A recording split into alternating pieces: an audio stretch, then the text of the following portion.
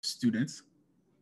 Everyone here should be a student, and studying is very key in academic success. You have to study. A lot of us have gotten by with not studying. Including myself. High school, university, I didn't study. I just go to school, and I'm very good at retaining information. So I found out that I was doing okay, which is what I said, that floating terminology I used earlier, that you'll be able to do okay, but you won't reach the level of excellence that you want to be in. So which is why studying is key. Now, um, how to make a plan for studying. So I have to give you another example now. Your study plan, or what you know yourself. Nobody knows you better than yourself. So you know your capability. You know what you can do and what you can't do. Me, for example, I can study for a long period of time. Like I was able to discover that I can study for a long period of time, but it has to be matched with hours of doing nothing. Or before, this was my social life. So then, like, I used to, I like going out, going to restaurants, going to parties. This is normal. You should be able to. Me, for example, I like to strike a balance between studying and going out, going to parties, and this social life, like I said. But now my social life consists of just doing nothing, because you also need that time as well. I don't know about everyone, but me, I need the time where I'm just lying down on my phone, watching something and doing nothing. This also is part of, you should actually include this in your study plan. It's actually very important for your mental health. And so you don't revert to your past self. And what I mean by that is, let's say this week you're able to do very well in your studying and you left no time for play, and then the following week you don't study as hard. It's like, for example, I'm sorry to take this to medical, the medical side of things. So I'm sure well, the medical students here should know something called REM sleep. REM sleep is like, it's a deeper sleep, for example. And if your body misses REM sleep, so if you don't sleep well, if you just sleep for 4 hours or 5 hours, and you don't do the REM sleep, for the first week it's okay, but the next week or after some time, your body is going to get this REM sleep one way or the other. You won't be able to function normally, and you just find out that you're sleeping for 9 hours. Maybe last week you're sleeping for 4 hours. All of a sudden you're sleeping 9, 10 hours. Same concept. You didn't provide enough time for yourself to play and do other stuff, and you only focused on studying. You need to balance everything. So my example that I was trying to give. So like I said, everyone knows, you know yourself, you know your capabilities, and you know what you can and cannot do. So I wanted to write an exam. This was last year. And the normal timeline for people to write this exam is 6 months, 7 months. It can even be up to a year, because you need time to prepare for it and everything like that. And me, I knew that, okay, I needed to write this exam by this time so that I can meet this goal. This is part of when I've made this decision. So I needed to make a study plan to fit my idealistic goal, something that I knew that I am capable of doing. I started studying for the exam in July, and I wrote the exam in October. So I only studied for July, August, September, like 3 months, maybe 4 months. And how did I do that? Now, what I did then was I studied for 9 hours a day. I would wake up in the morning at around 7. I think I was waking up around 7 in the morning then. And I would go 9 hours straight. After that 9 hours, the rest of the day was for myself. And I did that every day until the exam. That was a goal. That was like a study plan that I made for myself. Right now, I've edited my study plan. It's not that intense anymore, but I still follow a very similar kind of plan. I study for 5 hours in the morning. I do other things, because now I work now, because I'm back home. This was when I was in Ukraine. Now I'm back home, so I work as well, and have time for other activities. So when you make your study plan, I wouldn't advise, like I said, everyone, you know your capabilities. How did I know that I could study for 9 hours straight? There was a time, I think in my third year, I used to make videos. I used to be like a videographer, if anyone knows. So I used to do that, and I used to edit videos as well. You shoot the videos and then you edit them, and I could edit a video for close to 10 hours. Like I would just be there, sitting down and doing nothing. Sorry, not doing nothing. Working on the the video for 10 hours straight. So I knew that okay, I'm able to maintain concentration for this long on something. I should be able to apply the same thing to what I'm doing. This could be, for example, the amount of time you spend on social media. I know it's funny, but it's true. If you spend 8 hours in total a day on social media, you should be able to study for 4 hours, 5 hours, because maintaining attention, I think maintaining attention, paying attention to social media, I think it's very difficult. Do you know why? Because it takes nothing. And it's so easy to lose concentration when you're on Instagram or Snapchat or any of these things. Because most of the time I find myself that I'm passively watching this thing. I'm not even really paying attention to what I'm doing. I'm literally just swiping and liking and tapping and maybe commenting. But you don't spend that much time actually concentrating on these things. You're passively doing this, which is why I say if you can spend 8 hours on social media, you can spend at least 4 to 5 hours studying. And like I said, remember, in your study plan, you have to create time for play or your job or your work. Another thing, it's actually also important as you're chasing this academic excellence, you should find something menial to do. So some studies have shown there are parts of your brain, like in your cortex or your hippocampus, that when you have a goal, like when you have a difficult task, for example, I'll keep reverting to the same example. If you have an exam, you're focused on the exam, you're studying, you spend a lot of time on your study, you have effective time for play. It should also be time for when you're doing an activity. So your brain is actually quite remarkable in when your brain is focused on something else apart from the goal. So for example, your skill. I know a lot of us here, we do other stuff or we have other jobs. For example, people make hair, some people cut hair, or any other job that you do. When you're doing this, your brain is actually working on a way to make your primary goal easier. And trust me, it's a real thing. Like this, I see the results of this within my studying. So for example, now, I could be studying something today, and it's very difficult for me to process everything I learned today, because most of school has to do with memory. How much can you remember? That's pretty much what school is. A lot of it also has to do with understanding what you read, but a lot of stuff has to do with how much can you remember from this thing. Now, when I study for so many hours or how many hours I studied that day, I relax, I eat, I do other stuff. Then I do a job. So what I do is I teach. I teach as well. You can be teaching, or you can be making hair, or you can be baking, anything. In the background, your brain is working on a way for you to store this information better. I find the next time I approach this same thing, I find difficult retaining this piece of information. I'm finding difficult to hold on to. All of a sudden, it becomes easier.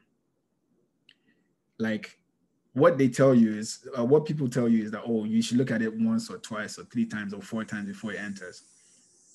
But what they don't realize is when you look at it once, you go and do other stuff. Then you come back and look at it again.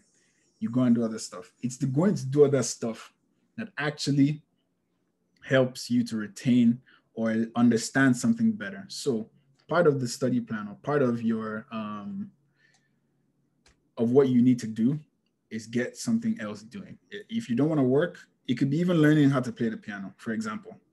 Some other thing that takes your mind away from your main goal. It's also very important. It's called extracurricular activity. Excuse me?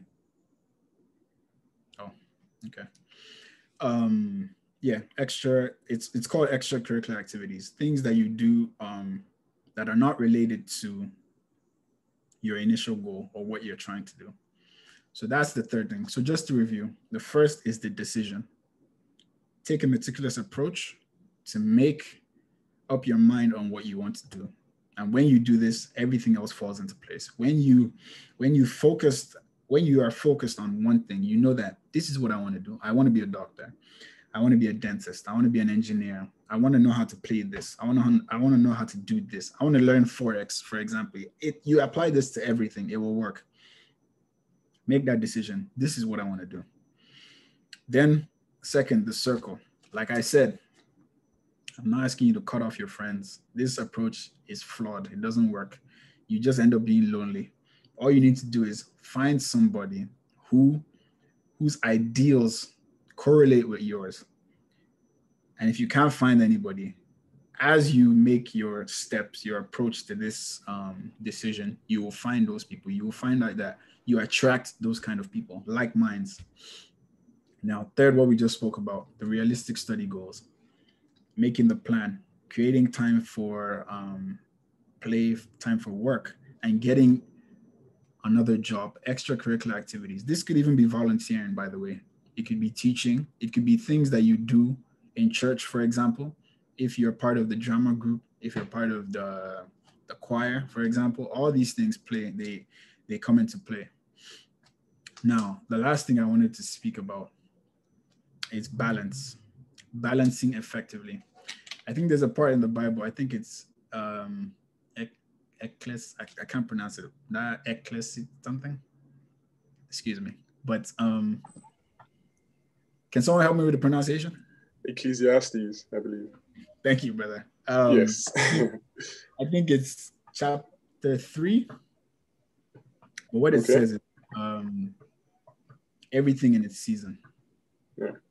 Everything has its time. And out of everything I've been speaking about, I haven't mentioned the God factor. He also comes into play in this, because I can decide now that I want to play football. I want to be in the Premier League or whatever, and it doesn't fall in line with God's plan for you. So when you make that decision, I feel like it comes from, like, you just know that this is what you want to do. When it comes, like, you will know, trust me. When it comes, I'm sure everybody has felt it, like, especially those people that are in one business or the other, that idea just comes to you. And then all of a sudden, everything starts to fall into place that fits into the model of that thing you want to do. That's how I felt about when I made my own decision. And that's how you also feel when you know the career path that you want to take, or you know that, okay, you don't want to be the last in the class, or you don't want to be okay with C's, you want A's. It will just come to you that, okay, I'm tired of this, or no, I want to be like this person, or why is this person doing better than me? I can do just as good, even better than this person. Everything in its season. Balance effectively. How do you balance everything? How do you balance your decision, the circle, your realistic goals, and maintaining it? Discipline. Discipline comes into play, like, very seriously. It's so easy to fall off, especially these days. Nowadays, we have so many distractions in life. Friends, social media, even, for example, now, I don't know anyone who spends a lot of time on social media. I like to dedicate an hour or two a day for social media. I think it's important, even for your mental health. I use Twitter a lot, and this is where I get my news, because I don't watch the news. I use Twitter to get my news on everything going on in the world. And if you find out in the world nowadays, so much bad stuff is happening. It looks like something bad is happening every day. I don't know if anyone is getting that feeling. Like, you look on the news, someone is dying, this place is doing this, we have coronavirus, all this stuff going on. You feel like, wow, what is going on in this world? Well, I know that this is by design. They're doing this for a purpose. So you can't get distracted, is my point. I'm pretty sure not everywhere in the world is like that. I'm sure not everybody is not that planes are crashing every day or 10 million people are dying from corona every day. This is all just distraction. You need to apply this same model when you've established your decision, you're working towards your goal, you've made your study plan. Do not get distracted. So many things will be going on. Another part of distraction is this. Let me tell you, when you get to that place where you want to get to, so let me use school, for example. You're now on top now. Like you're on your level with that person that you thought that this person like is very smart. You guys are now level now. You become complacent. You become distracted based on people saying, "Oh wow, like Wilson, you used to, wow Wilson, like you're doing so well now. Like, how do you study?" And then I'm telling you that, "Oh, I'm studying for 9 hours," and they're like, "Wow, I can't study for 9 hours," and then you're impressed by that. But you shouldn't be complacent because a year ago you couldn't do this, and now you can. You should stay on task. Don't like they say lose guard. Don't lose guard. Stay on task. With what you're doing. And this is also very important in academic excellence. So that's the end of my my speech today. And thank you very much. Thank you very, very much. Guys, please, can we put our hands together wherever we are for Dr. Wilson? Please, wherever you are, let's honor him. Let's thank him. I thank you so much, Dr. Wilson. That was such a brilliant, such a helpful talk. So helpful, so brilliant. Thank you so much. Just to go over some of the things you said, just to reiterate for people. First thing you mentioned was, about academic excellence, the decision. I love something you said, which was your thoughts become things. That really stuck with me. Next is the circle, the people you move with, and your circle matters for sure. Also, setting a goal and having a study plan that suits you, because the way we study, it's quite personal to each person, That's definitely helpful. And lastly, like you mentioned, balancing effectively and also the God factor in, trying to make decisions as far as studies and everything. So thank you so very much again, Dr. Wilson. God bless you. I'm sure that was helpful for all of us, guys. I'm sure we're all blessed by that. Please, let's all remember, if we have any questions, we can feel free. If you have any questions for Dr. Wilson, let's feel free to write them down in the chat box, or because we're going to be having a question and answer segment later. So we'll ask the questions there and we will get answers from him. So that's all from me, Dr. Wilson. Thank you very much. All right, guys. So we're going to be going into our second session for today. We're going to be having our second talk. We're going to be talking about health, a very important, very relevant conversation that needs to be had, the health talk, And our speaker for this talk is someone very special, someone very seasoned. He works in UNIMED, Ondo State, Nigeria. He graduated from Karazin Medical National University, Kharkov, Ukraine, in 2018. He's an ambassador of Asido Foundation. He's a blogger as well. He likes to blog about millennials. He's someone who is very passionate about life and health. He loves sports, adventure, and he's someone who is just very passion-driven. So without any further ado, guys, please let's welcome our next speaker here to talk to us about health, Dr. Oye Bade. You're welcome, sir.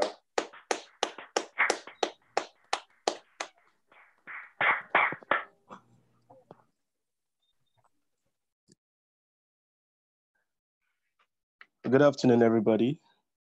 Good afternoon, sir. Good afternoon, sir. Good afternoon. Yeah. Thank you for this opportunity, and I would still like to honor my brother, Dr. Oke Bola, for this special opportunity, and everybody for this opportunity to just have this conversation with you people. Let me start by saying this, that the Redeemed Christian Church of God have really, really helped me with a lot of things, like a lot of decisions and a lot of sermons. There were seasons and there were time. They were so the timing was just so perfect for some issues or for some part of my life that I was going through at that particular point in time. Today we'll be talking about men's health. I know that you can see it in your screen. It will be more of a how will I put it? It will be more of interaction, even though you guys might not see anything, but you'll be looking through the screen. So let's start with this. Men's health. Can we go to the next slide, please? Okay, so today we'll be talking about the outline includes the definition, the goal, like the goal of the slide, which is men's health, men's perception to health, key facts about men's health, risk factors, how to stay healthy, sorry, then the conclusion and the reference. Okay, so let's start with the, the next page, please. So the definition itself, I would still define it using the WHO definition for health, which state that is a state of complete physical, mental, and social well-being, and not merely the absence of disease or infirmity. Let me pause a bit and try to explain this more. For people that are not medical inclined, um, physical, like the whole definition of health comprises of three parameters, which include the physical, the mental, and the social well-being. Most times, the only thing that we can see is the physical, but the mental and the social well-being is very, very important, and a lot of people are really suffering from that, even compared to the physical body of that we see having diseases or infirmities. Surveys in African region indicate that men think health is the ability to work and live up to their roles in the society. Of course, we all say that men are the head of the house, and most times we are so egocentric. We always just think that, okay, I'm the boss. I don't really need to go to the hospital. Now, what do they want to even tell me in the hospital today that I can't really just figure out? Since I'm the boss, I'm the one that give orders. And if and sometimes even we as young men, we still feel like, okay, there's no need for me to go to the hospital. I can just go to the pharmacy, or I'll be fine. I'll be fine. I'll be fine regardless. Also, most times, before I continue, it's been said that young men lately are the one that have a lot of issues with health. I know that you guys might be baffled with that, and you might be thinking that it's the physical well-being, like diseases and the rest. No, a lot of people have mental health issues. Um, like I've seen up to like let's say 25 patients. Then a lot of people from the foundation that I am part of the ambassadors that are there. A lot of people have a lot of mental health issues because of they feel like um, it's either they have low self-esteem or probably they just kind of just feel like okay that they feel vulnerable like okay if I tell you about my weakness or what I'm kind of experiencing at that particular point in time that I'm weak, which is a wrong mindset. It's a wrong mindset. And you see a lot of people go into depression. Depression starts from something, it starts with your thoughts because your thoughts becomes your belief. So anything you think about a lot of time, it becomes your belief because you now have your false belief like, okay, that no matter what, this is my belief now that there's no, like example, there was this very secondary school chap. He's a very brilliant chap, but he tried to hang himself, but he was not successful. So the story was that he said that his mom was just joking with him like 4 weeks ago that that you this boy, you're just good for nothing. That what do you know? And coincidentally, he failed his WAEC, so he felt like okay, no, he failed his GCE, so he was like, man, there's nothing to do in this life again due to those words. So immediately he decided to just hang himself due to depression and everything. And I told him that, look, there are times that a man, you have to accept that there are times that you will fail. You are not perfect. Everybody have their seasons. Everybody have their time. You can fail. It's just don't kill yourself. Accept it. You can fail, but the truth is there. Actually, what Desi Washington said, he said, if you want to fall down, make sure your face is looking up, because when you fall down, yes, you still have the strength to rise up, and everything depends on our decisions. Okay. However, let me just continue with this. However, few men take a proactive and preventive stance in regards to their health to ensure this. So my question today is this you? That's the next slide. Is this you? I know that a lot of people would have some some laugh about this picture. Basically, this is just a physical view of everybody. You are this man, but you are looking at him and say that this is not me, this is not me. But this is a prototype of everybody that is in this group, either mentally, either socially, or either physically. Then also, let me just try to debunk some myths about people that you feel like people are obese. Of course, this is this. I will still explain that with us doing this after this talk show about our BMI for us to know if you are obese or not. But most times we do feel like it's people that are fat that have a lot of cholesterol. Cholesterol means bad fat in the body. Let me tell you this, that even though a very slim person can still have a lot of cholesterol in the body, it's not really a matter of you having a kind of a outward look of you having fat being in your body. So the next slide, please. It's unlikely you are the person in the previous slide, as I said. You undertake lifestyle modification and preventive health screening, which can help men live longer and happier in good health. Okay, so let me kind of pause a bit and tell you the goal of this also. The basic of this slide, as you follow me with the journey I'm taking you to, is to save men's life by reducing the premature mortality of men and boys. Because a man is a man. A man starts to be a man when he knows his right from his left, regardless of age. Um, to Also, the goal is to increase the physical and mental health of men so that they can live fuller and happier lives.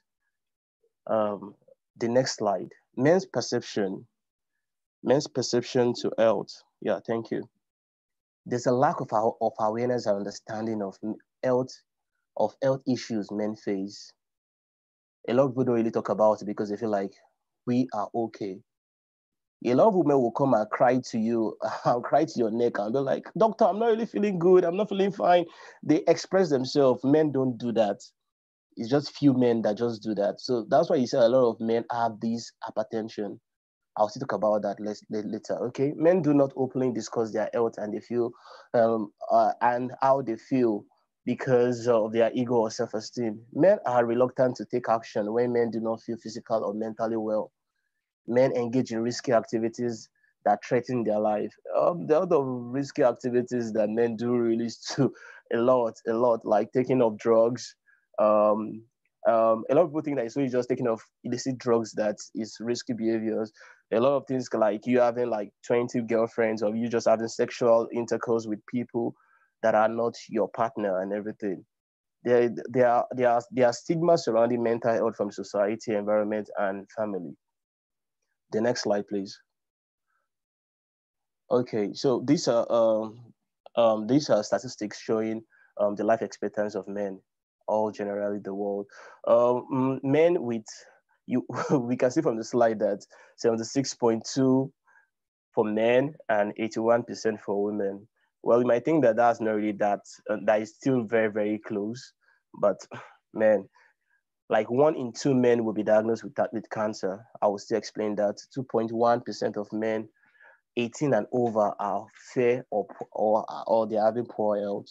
Life expectancy for both men and women is still less than 55 years in 9 sub-Saharan African countries, which include Nigeria, Benin, Angola, Botswana, Cameroon, Burkina Faso, Libya, Liberia, South Africa, Ghana, and others.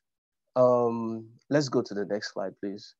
Key facts about men's health. Most men do not pay attention to their health, which is very true compared to women. I guess women are in the house also, and I think at this point in time they'll be like, yes, we do pay attention to their health. Yeah, they do. Men are more likely to smoke and drink, make unhealthy or risky choices, put off regular checkups and medical care. They'll feel like, man, I have a very tight schedule. I'm not sure I'll be able to make these doctor's appointments. So they will try to create time for business and family than their health. And they're not knowing that the health is wealth. Health is it's is the fuel. Is the fuel for living. So without health, I'm not sure anybody can live to the fullest. There are health conditions that affect men, such as prostate cancer and low testosterone. I know that a lot of people will be thinking that what is testosterone? Testosterone is what make you to have that ego. Testosterone is what make you to have that deep voice, for you to have those broad shoulders, for you to be able to behave like a man more. And don't forget, testosterone is also in women, but it's of low value. Okay, a lot of this can cause low testosterone, like chemotherapy. People that have cancer that you need to do chemotherapy for. So people that have tumors in the place that is releasing the testosterone. For people that don't understand, pituitary gland. Some people have some diseases associated to low testosterone, like orchitis or trauma. Then also, many of these major health risks that men face, like colon cancer or heart diseases, can be prevented and treated with early diagnosis.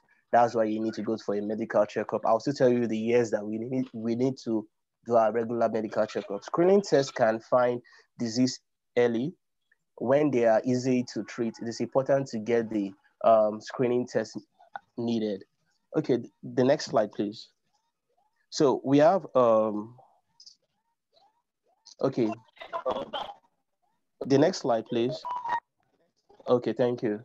The next slide, at least it's very, very easy for us to understand. We have non-modifiable factors, modifiable factors. Let me break that down. Non-modifiable factors is like you you can't change it.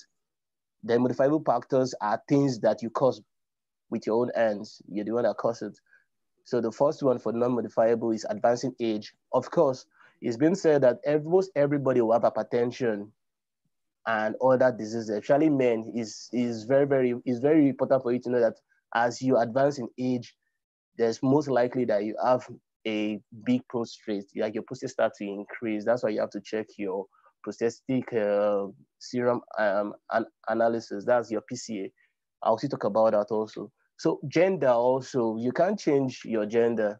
You're already a man already. Hereditary and family history, you need to know things about your family, because those are questions that you still ask when you come to when the doctor sees you, that do you have this in your family? Don't you have this in your family? And also ethnicity and race. There are some part of Nigeria that they have this kind of disease so peculiar to them. And race, like we are Africans, most times we have hypertension in our doorsteps, and most times we have cancer. But cancer is more in the USA and the rest like that, but not, there's still cancer in Nigeria also. Modifiable factors, high blood pressure, man, due to a lot of reasons. It can be due to you taking a lot of salts, like people that like salt, like you cook your food already, you are still adding salt to it. There are adverse effects to it. People that take a lot of red meat, a lot of meat can cause this also. You taking a lot of fried foods, taking what's the name? Taking alcohol, smoking, taking marijuana, taking a lot of illicit drugs can also cause it. Obesity, most of us, we have sedentary lifestyle. We feel that we are active, but we are not. Most times what we do is that we sit down, look at watch a lot of series, eat a lot of junk foods, just go to school and come back. We try to have, we make sure that we have minimal activities, which is really, really bad for our health. Abnormal blood lipid, yeah, still talking about the cholesterol. The cholesterol means bad fat. unhealthy diet, eating of junks and everything that I've mentioned. Tobacco use, diabetes can also, because it can be self-induced. I won't want to go deeply into it, but we have type 1 and type 2. Type 1 is congenital. Like most times it is not is gotten most times from it's just like an abnormality in the pituitary gland that is secreting insulin. So most times it's from 30 years old that you diagnose somebody that is type 2. Type 2 is what you cause by yourself, and maybe you inherit it. Then physical activities, I told us that lately our generation, most times we live a sedentary lifestyle. Even though lately in Nigeria now, everywhere you see that people are working out, but a lot of people have a motive that they're working out. They only want to work out to look good. But you working out doesn't mean that you don't have risk for you to have this disease, but you have minimal risk. Non-communicable diseases, like we can see, cardiovascular means your heart. Diabetes is most times a problem with our pancreas, that actually the Langerhans cells. Don't let me to go deep into that. Cancer, we can say that you can get cancer most times from smoke, even as passive, non-passive, shisha, everything like that. You can get cancer. Even you can get cancer from anything. Most times, some people say that red meat and some kind of meats and some kind of food, unprocessed food, canned food and the rest like that can cause cancer, but we know that those are risk factors. Nobody knows the exact thing that causes it. Chronic respiratory diseases like COPD. COPD means chronic obstructive pulmonary diseases, which include asthma. It includes emphysema. Those are lung diseases. Some of them have lung cancer also. The next slide, please. So how to stay healthy? I said from when you are 18 to 39, we say that when you are 18, you're already an adult. Like you should be able to know what is good for you. Even though you feel fine, sometimes it's good for you to still go for regular checkup. Most times it's good for you to do some screening, like blood pressure screening every 2 years. I think 2 years is far-fetched. Like it looks long, but if possible, if you can afford it, you can do it like 6 months, every 6 months, you can do that. Cholesterol screening is very, very important because of heart issues. It's most likely you can have coronary artery disease. Also, disease prevention. Men over 34 should get every 5 years biometric screening, which includes your blood pressure. Your blood pressure will be able to show the state of your heart, the way it's beating and everything, because your blood pressure that you would use to know if you're having hypertension or not. Your weight is very, very important because it is your weight and your height that you use to calculate your BMI to know if you are having obesity or not, and waist circumference also. Essential labs findings, like what's sometimes some investigation that you need to do, lipid profile, like to know your fat in your body, blood sugar to be able to know if you have diabetes or not. Most time people say that it's from 3.5 to 5.5 millimoles per liter, depending on the values they are using. Then testicular examination is good for you to go at the testicular examination. Okay, the next slide, please. The next slide, please. Okay, consult. The other thing, consult with nutrition is we individualize and advise you on your own diet. It's not like you will go and check online.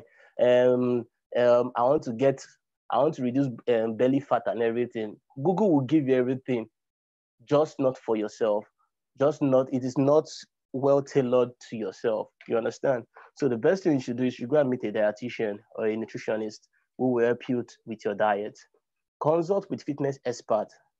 At least to some extent, at least I do work out, and I will tell you that the benefit of you working out is very, very good. One, it helps you mentally, it helps you socially because you look good when you're going out.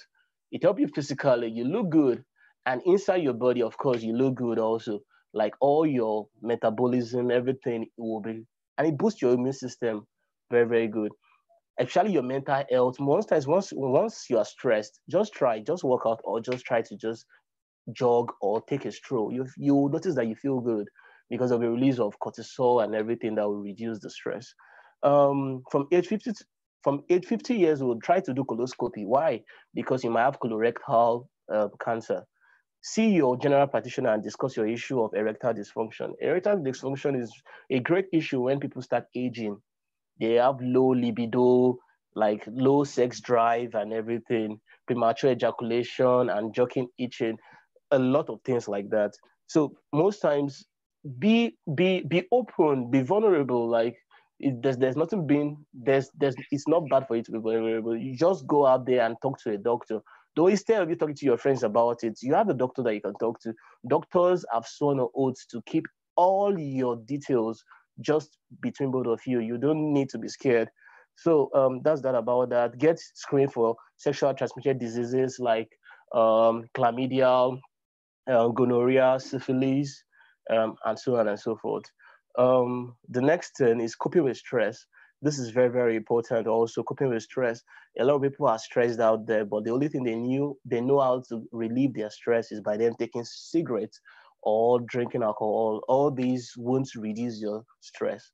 According to people will feel like, hey, once I take 2 bottles or everything, I'll forget about my issues and everything. But the truth is that you don't forget about your issues. You only compound it because you still leave them unsolved. And the following day, you have to drink some other bottles to relieve that. Another day, drink some other bottles to relieve that, which, if you continue, it will just become an habit and you won't be able to do without alcohol. Reduce stress by initiating positive relationship. That means it's good for you to meet out people. We are social human beings, so we shouldn't just stick to ourselves. Of course, there are times that we say, "Hey, I'm so quiet." Like lately, I've been telling people, I said that there's nothing about you being quiet. It's your choice. If you don't talk, people won't know you. If you don't talk, you remain in your own coven, and you won't know anything about what is going out there. Of course, it's good to be reserved. Being reserved is not being quiet. You can be reserved, but you have to speak out. You have to meet people. That it helps you mentally. It helps you in every form of life. Get moving. Get moving today. Start to do an exercise. Just do an exercise and it becomes an habit. You'll be able to do it over and over, even when you're old. Get enough sleep. A lot of people don't get enough sleep. They watch a lot of series. I guess when we start working, a lot of people will not really have time for movies a lot. But still, once your circadian sleeping pattern has problem, of course you have issues with this. But trust me, once life eats you, I think you'll be able to sleep. But sometimes it's not really about activities that make us not to sleep. Sometimes it's just based on what is going through our mind. Sometimes depression can make you not to sleep. A lot of men will come and tell you that I can't sleep, and the next thing you know, they have hypertension due to a lot of things in their mind that they can't voice out. Prioritize and organize your time schedule, break it down. Don't overwork yourself. Of course, you can set plans and everything, but the truth is that you still need to break it down for you to be able to achieve them one after the other. Laugh at yourself and life. Enjoy your time with friends. Enjoy your time with family. Enjoy your time with your foes and your enemies also. And enjoy your time in the presence of the Lord, which is very, very important and paramount for us to be able to achieve everything that we want in this life. Please see your psychologist if you have concerns. A lot of people have a lot of concerns. So people have schizophrenia. So people have hallucinations. So people have delusions. So people have obsessive compulsive disorder. A lot of people have a lot of disorders that you would think that it doesn't exist, but they do. It's good to check the next slide, please. Dental examination is good for you to check your teeth. A lot of people just say that, this is the way I am. I can't change. But the truth is that you can change. You can change. If the weather can change, that means that you as a human being can change. If the weather can say that there's time for spring, there's time for summer, there's time for winter, that means that there's every tendency that for you to change from anything that you think you are to something that you think you are. You understand? So every year for cleaning, go and clean your teeth. Go for eye examination. If you're using glasses, at least try to make sure they check your refractive index of your glasses at every point in time. Screen yourself. I know that most of us will say, like, screen yourself, then know your genotype. It's very important. As a man, you have to know your genotype. You have to know your blood group. A lot of people don't know this. They'll be like, if I want to marry, is it then that you'll be able to know that? you're supposed to know some key things about yourself. That's why you're a man. You need to be so intentional about your health. A physical examination is very, very important. And a general examination of yourself. Immunization is also given, but a lot of us don't know this.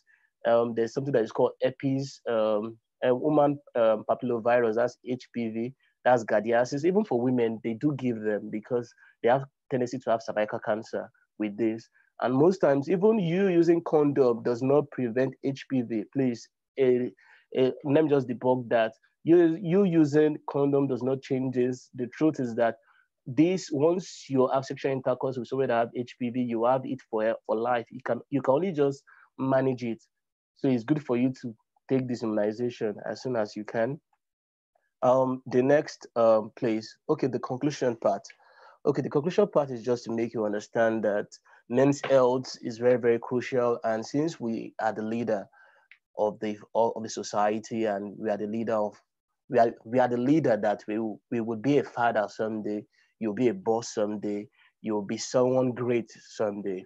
So why don't you just look at your health? Watch out. Let your health be very, very important to you. As much as your goals are, your health is very important also. Then it's also good for you to seek medical advices. Look for a doctor. If you can't get a doctor, try to Google some things. And if you're not really clarified, you would surely have a friend that is a doctor or somebody that you can walk up to in the clinic. I think Nigeria is still fair enough for you to be able to walk up to any doctor and they will talk to you, even though everybody is agitated and very, very, very annoyed with this society and the governor and the government. But still, there are still people that you can still talk to. Exercise is very important. I won't want to put a lot of exercise to it, but it is very, very important. It makes you look good. It makes you reason well. It helps you a lot. Like, it helps you a lot. Like I said, that when I started exercising, a lot of things changed about me. My self-esteem changed. Everything about me. I started, my reason changed. The way I reason things changed. Life became much interesting. Every time you just feel like you're tired, you just go to the gym. There's this energy that just comes, that just rise from inside you, and you're just like, wow, and this and that. And physically, you look good, you look fit.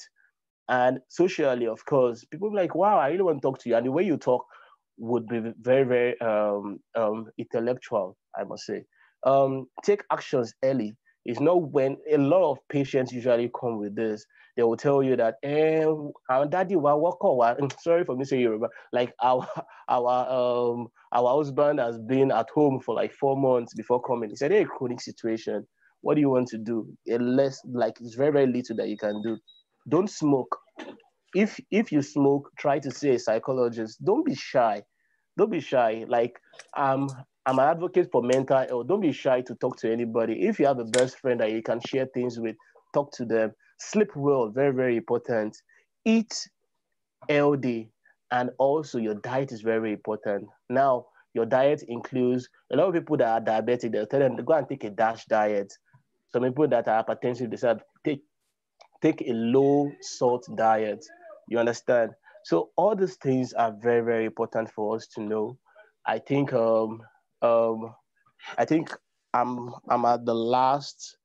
Yeah, okay. So those are my references, and I believe that I've imparted and I haven't confused you, but at least I've convinced you about some things that you really need to know. So thank you so much for the time, and I hope that we have this gathering another day. Thank you. Yes, sir. Thank you so much. Guys, come on. Can we give a round of applause for Dr. Oyebade? Wherever we are, guys, let's give it up. Let's give it up. Thank you so much, Doctor.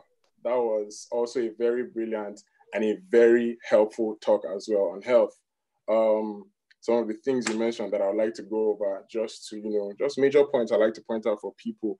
I think one of the first things you said was that there's nothing weak about sharing your weaknesses. There's nothing wrong with, putting it out there and letting people know when you are not doing so well, whether physically or mentally, and you said, let's not be reluctant to take action whenever we don't feel so healthy, whether physically or mentally. And also, even when we do feel healthy, we should, still continually just have medical checkups just to make sure we're doing good. He also mentioned some risk factors, some modifiable, some non-modifiable risk factors, and also ways we can cope with stress. I think this is very important as well. Please, can we all mute our mics? Thank you very much. Thank you very much.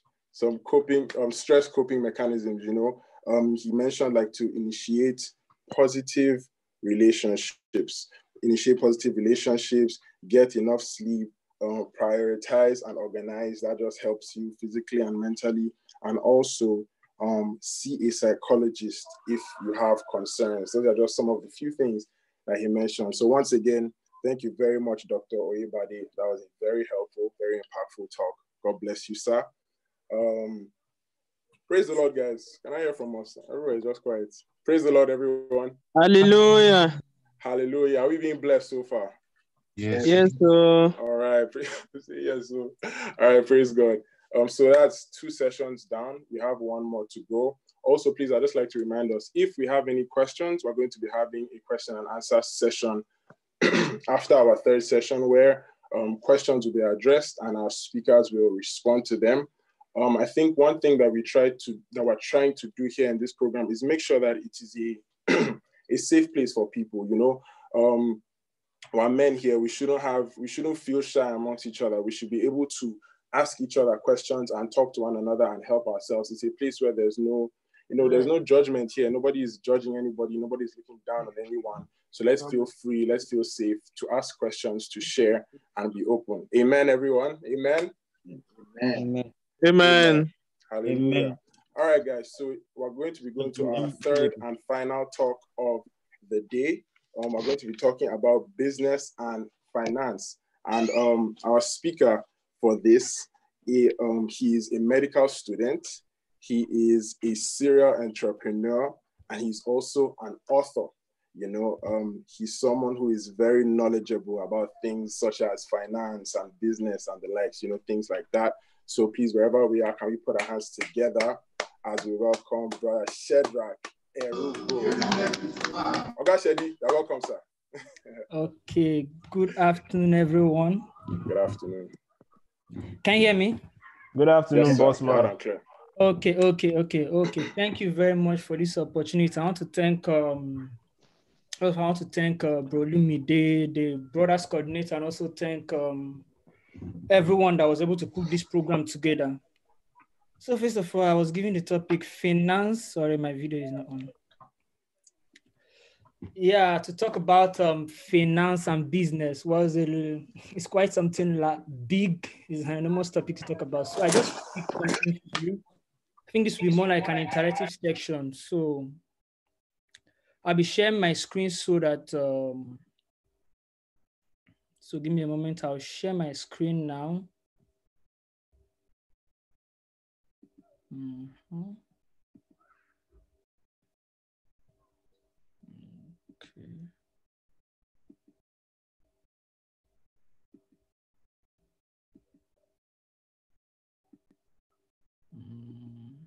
Yes.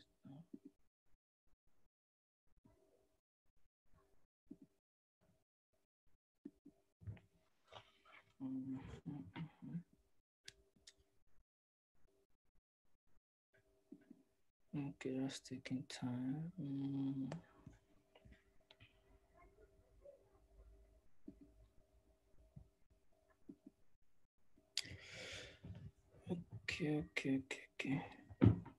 Okay, that aside, I think it's not working. So I was giving the topic finance and business. So I'll just go through it, and then first of all, I'll be having subtopics. We'll talk about what is finance, types of finance, financial health, maintaining and improving your financial health. Then we'll talk about income, sources and types of income. What is business? Building a business.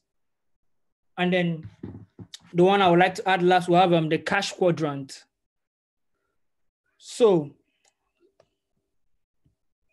I'll start with what is finance. Sorry, can the media team help me share the screen? I don't know why it's not working here. Hello? Johannes. Let's see. Sir, you can share your screen.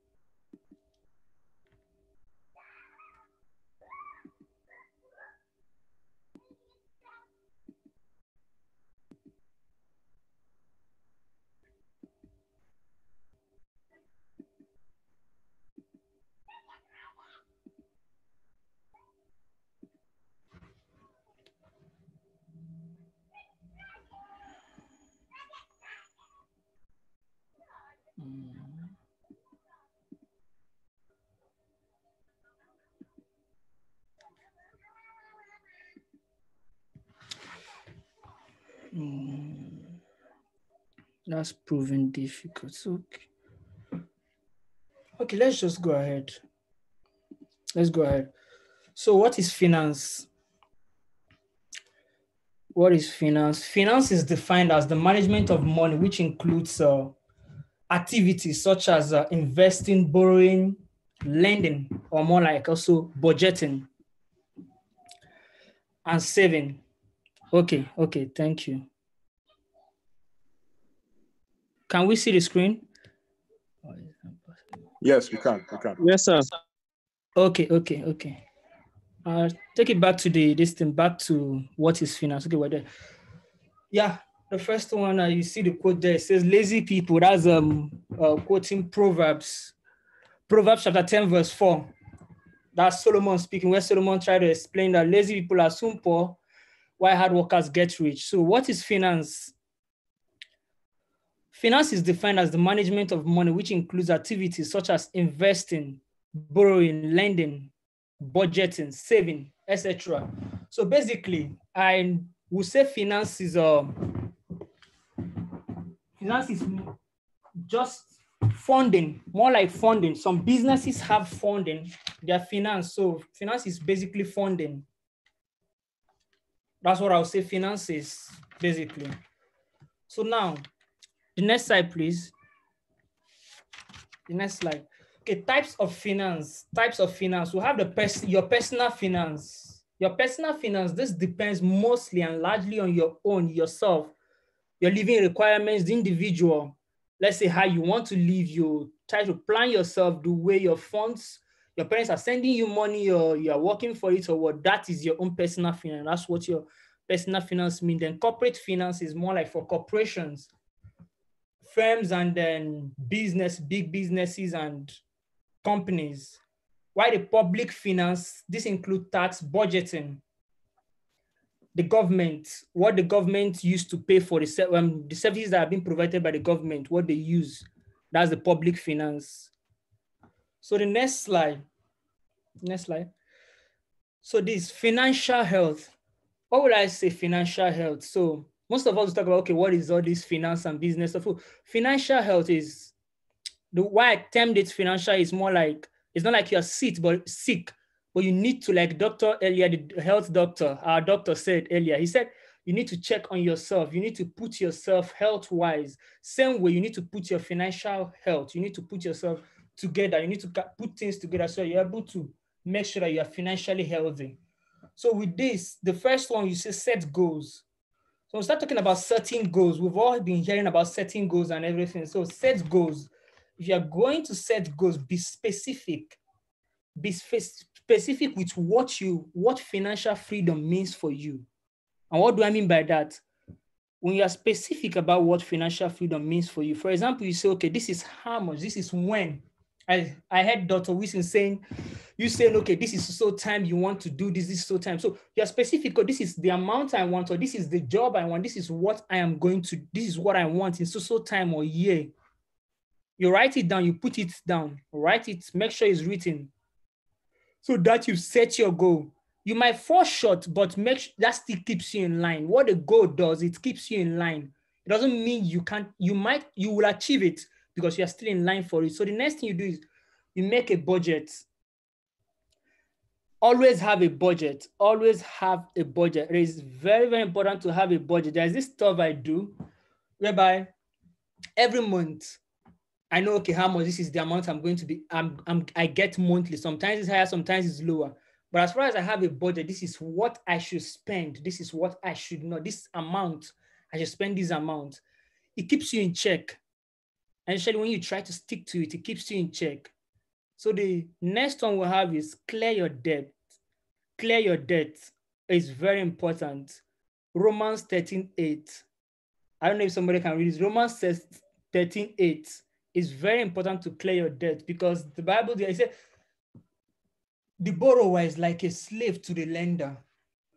Paraphrasing, that's what it says. It says the borrower is like a slave to the lender. If you don't clear your debt, it will definitely affect your goals. It will affect your spending. It will affect even your psyche. It will affect your psychology definitely in different ways, whereby because you still owe someone, your spending can increase. And also, not only that, it can increase, the way you are going to do things is going to be different concerning your own money, your finance. So the first thing that's always done is, well, when you get, let's assume you get $1,000 a month. You get $1,000. First thing you do, you remove your debt. You remove your tithes. Definitely, you remove your tithe and all that. Then you remove the people that you're owing. Pay them off. Pay them off so that the remaining, because you will be calculating. So when you're calculating that this is your money, you know that you have your own money, not the one you're owing people. So the next thing you have, save. Save. I'm not really much of a strict believer of saving, but I believe in what I call saving to invest. It is very important to put money aside. A man said, Warren Buffett said something. He said, a wise man would always spend after saving. He will spend what is left after he has saved what he has. So you save first before spending. Let's assume you get $100 every month. If you're able to remove, let's say you remove your $10 for tithe, you're able to remove at least $10 per month. That's what we call compounding. And it's going to at a particular time, it will become a large amount that you'll be surprised at what you've actually been able to save. Save at the moment, then you can now invest. There's an amount you have, you are going to be able to invest after you've saved. You can't invest if you've not saved. You don't have the money to invest if you've not saved it. Even if, let's say, you're earning so much amount of money, oh, good for you, then you can invest. And you should still save, because there are times for you to save for emergencies. Then the next one after invest, you have live below your means. It's very necessary for you to, they say creating wealth is like making money and then using that money to make money. But even if you're using the money to make money and you are spending the money, you will still have no money. So you live below your means. You curtail your spending, live below your means. And then next one, you say proper maintenance. For everything you buy, whatever it is, your life, everything, your finance, you have to maintain it. You try to maintain it in the sense that you cut all the spending and everything you put together, you maintain everything.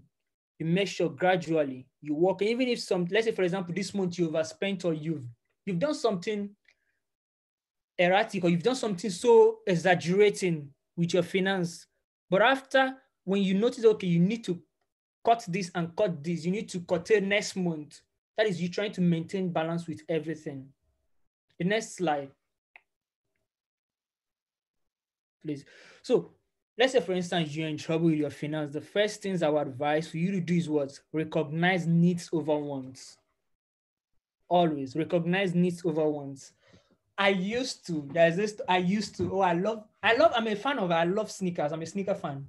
So I used to always enter to buy sneakers anytime I want, like, oh, I want to go and buy sneakers. Next thing you see, I will go and buy I'll just enter the shop, or probably sometimes wait when it's in sales, or even sometimes no, I just go and buy.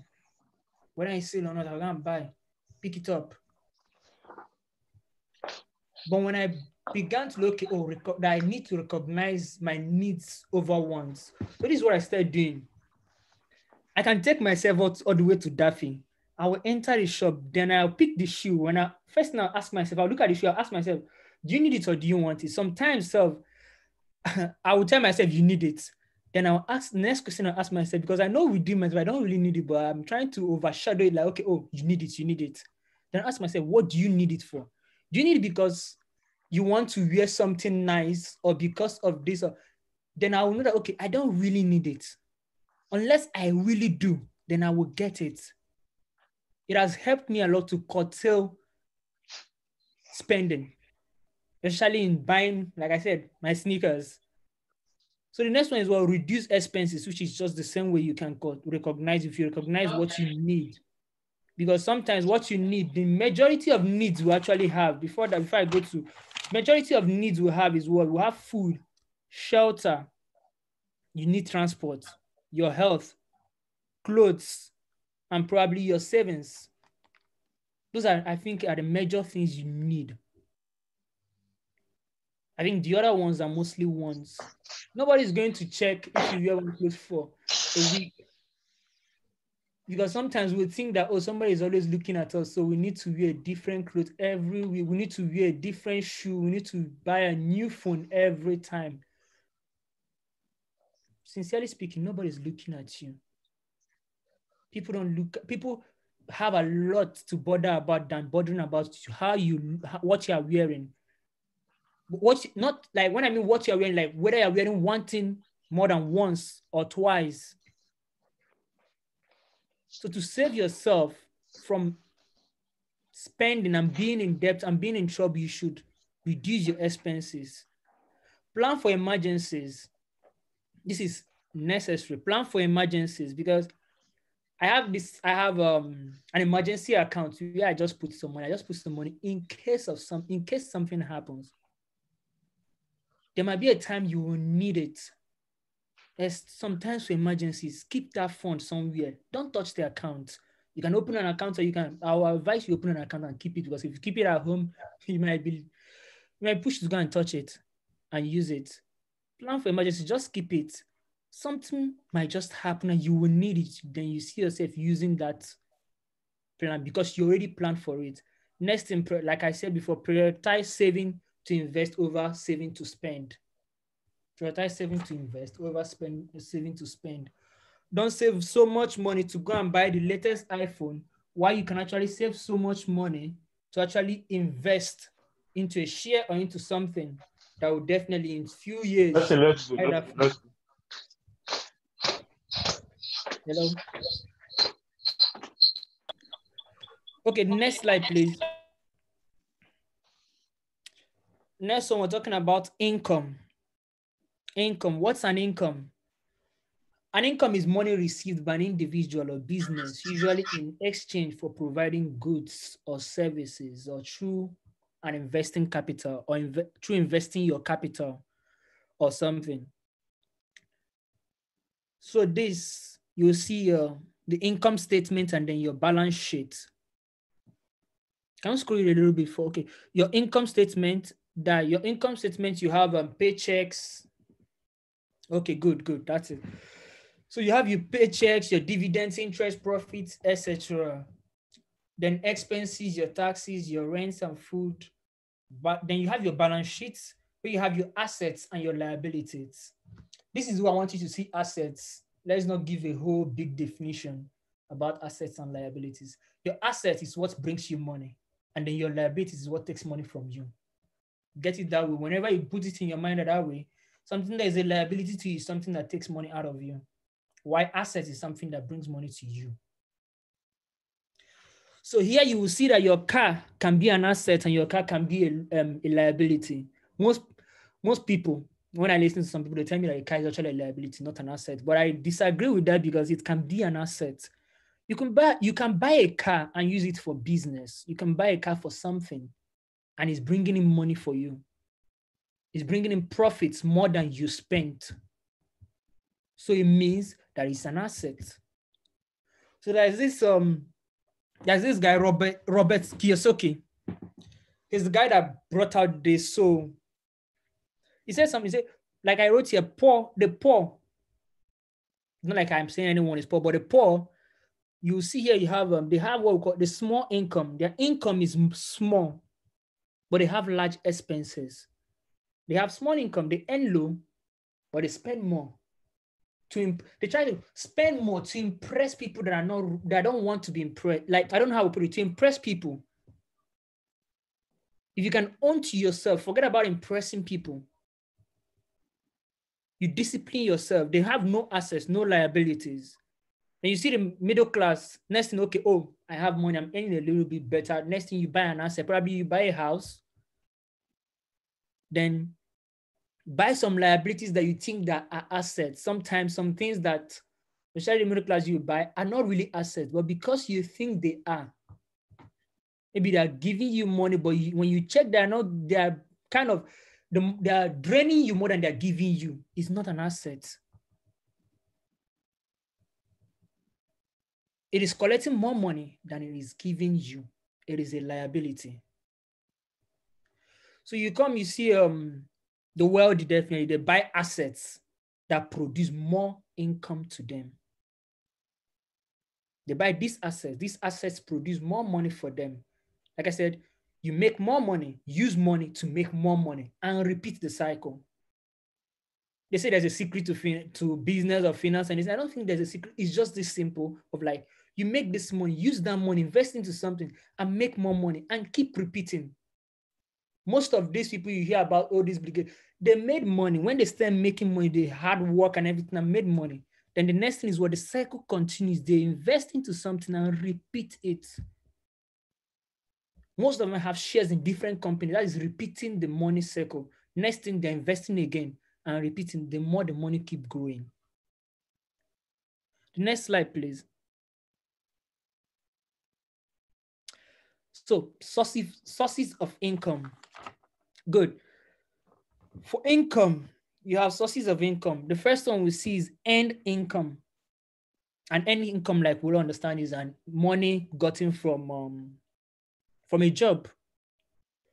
Then we have profit income.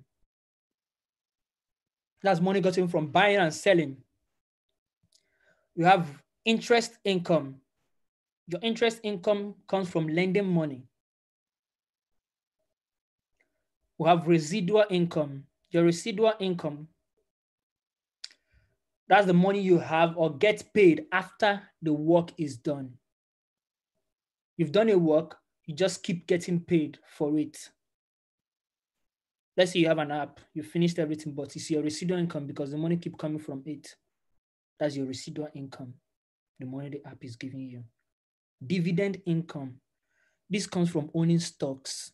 When you buy a share in a company, you become a shareholder in that company. And then you receive dividends monthly. Then you have rental income from buying a house or a property to rent out. You rent out a house or anything that gives you rental income. You have capital gains. Capital gains is assets that increase in value. I buy a house, let's assume I buy a house. Let's say I buy a house, anyone buys a house, let's say 100,000 at the moment. But when it increases, it's probably worth 300. And when you sell it, the money on top of it is called your capital gains. You've gained money. Then you have your royalty income. Income from others using your idea.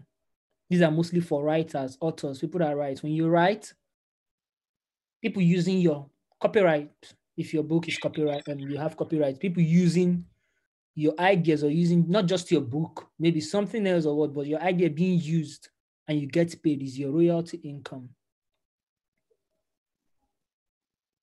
And if you look at this, there's a way I divided this thing. You see that earned income and your profit income is active.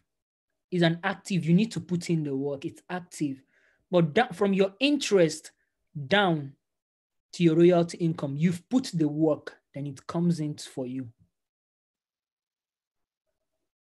The money just comes later. It just continues coming, but your end income and your profit income is like you are doing the work every time so that you can get the income. That's what we call the first two. We call it active income. Then the other one is what we call passive income. The next slide. Business. Business is referred to as an organized efforts and activities of individuals to produce and sell goods for profit. But I call it this, I put it in this very short definition, whereby I say business is organized, busy to make profit. What I mean by organized, busy, you are busy with something in an organized way with the aim of making profit. You're conducting a business. Next slide.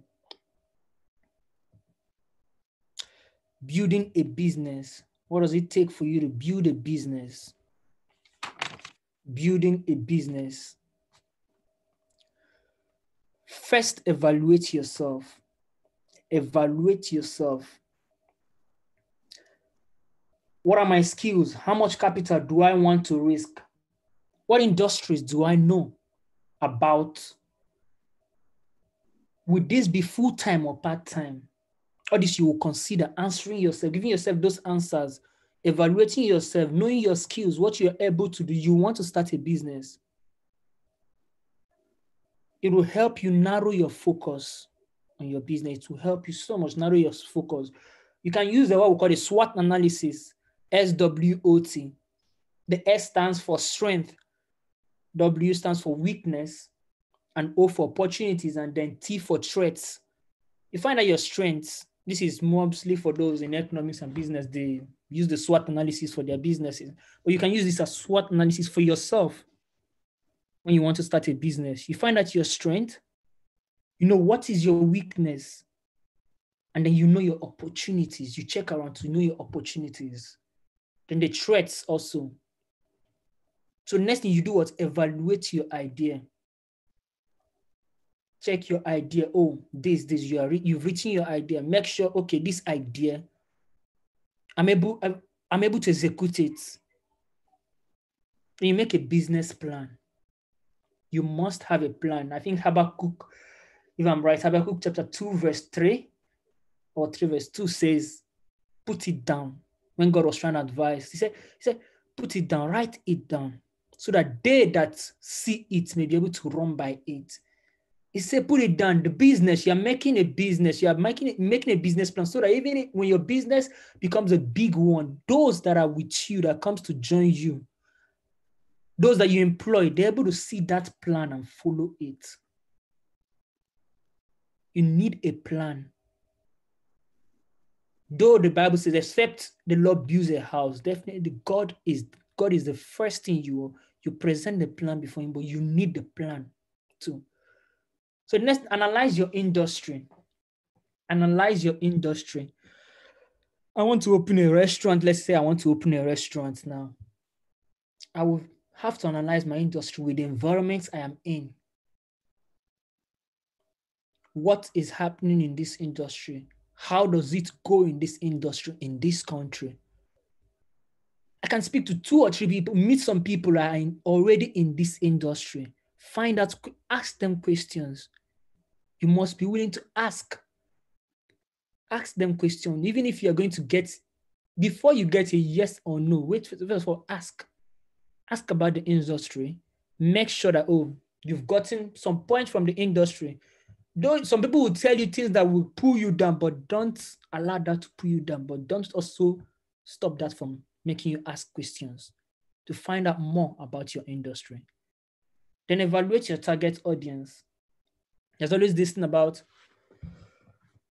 Mr. A is doing something. So because Mr. A is doing it, so I shouldn't do it. The both of you have different audience. It doesn't stop you from doing it. That Sister Gogo is doing hair did not stop Sister Tapchin also to sell hair, because they both have different audiences. People that listen, people that want to buy from them. You have your customers. Your audience is different. So that time, you know, okay, oh, these students are my target audience, or people in this area are my target. You will, before you start expanding, make sure you know, oh, these are the audience, these are the main people. There's what we call the 80-20% rule. Putting your 80% into your 20% audience, and you will see a better result. They might be small, but you know there'll be more. There will be a bigger and better result in your 20% audience with your 80% strength than doing the other way of putting your audience 80% and then using 20% strength. So next thing, have a plan for your finances. Where is the money? Where is the funding coming from? Am I going to partner with somebody, or do I have somebody I'll partner with, or am I going to advise? It's not always good to borrow to start a business. That's my own take. I don't like borrowing to start a business. So have plan for where your finances are going to come from. Is it your father? But just make sure you have plans on ground so you don't make mistakes. Then you set up the business. Don't always wait for everything to be right. Do all this, set up business. Sometimes it will only be right when you are in it. You can't see everything from outside. We are in that business is when you now know that, oh, there is this, and there is that. Then you can definitely start knowing how to go through it. And definitely you will be able to go through it. The next slide, please. I call it SBC, Successful Business Code. Successful Business Code. You want a successful business. First thing you have to do is honesty and humility. I wish we were able to read this Proverbs 13 verse 11. I don't think we'll have that time. So honesty and humility. Be honest. Be honest about what you want to do. Be so honest about it. Mr. A, you have, let me use, for example, my business. I give Mr. A this rate, and then I call again under Mr. B, under rate. No. What I normally do is if I've given a friend, maybe we've argued or haggled over, okay, this rate, I've given a friend this rate. Rest assured that day, it's not saying that you can't give your friend, okay, probably a rate or something, but like probably something like a cheaper price or what. But being honest is more like, this is what I am selling this for. And I'll sell it to everybody this way, this price. Yeah, there can be times where your friends, they always say they have prices for friends. There is a way it's always say, but be honest about it. Not because this person has, oh, you see that this person has the money to buy it, then you hype the price. Probably if it was 100 grievings, probably you not tell him, oh, it's 120. Because you know he has the money to give you the 120 and he wouldn't ask you questions.